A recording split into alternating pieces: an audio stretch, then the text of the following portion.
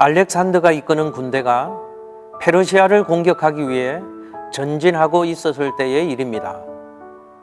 군사들은 패전을 작정한 듯 힘없이 행군을 하고 있었습니다. 알렉산더는 그 이유를 재빠르게 알아차렸습니다. 군사들이 수차례 전투를 치른 후에 그 얻었던 노획물을 몸에 잔뜩 지닌 채 행군하고 있었던 것입니다.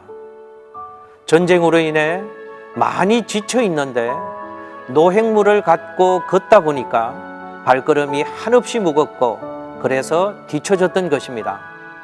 그래서 알렉산더는 행군을 잠깐 멈추게 한 후 모든 노획물을 불태우라고 명령했습니다. 군사들은 황당한 명령에 불평을 늘어놓았지만 따를 수밖에 없었습니다.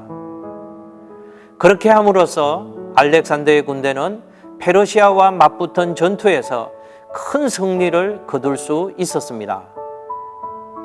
우리 모두는 그리스도의 군사입니다. 그런데 군사의 역할을 잘 감당하지 못할 때가 참 많습니다. 그 이유는 욕심을 잔뜩 짊어진 채 군사 노릇을 하려고 하기 때문입니다. 군사에게 주어진 임무는 단 한 가지입니다. 전쟁터에서 최선을 다해서 적과 싸우는 것입니다. 그 임무를 잘 완수하기 위해서는 불필요한 노획물을 모두 버려야 하는 것입니다. 그리스도의 군사인 우리는 성경에 나타난 이스라엘의 불신앙과 반역을 통해 교훈을 얻어야 합니다.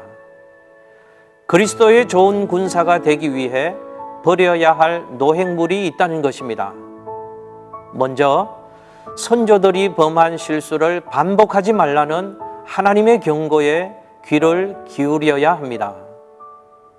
그리고 하나님의 구원 역사와 은혜, 그리고 그분의 언약을 절대 잊어서는 안 된다는 사실을 배워야 합니다. 만나와 메추라기 사건을 통해 얻는 교훈은 욕심을 따라가면 결국 파멸에 이르게 된다는 것입니다. 그 자신들의 끝없는 욕망을 쫓아간 이스라엘의 최후는 결국 멸망이었습니다. 그러므로 우리는 오직 하나님만 소망해야 합니다.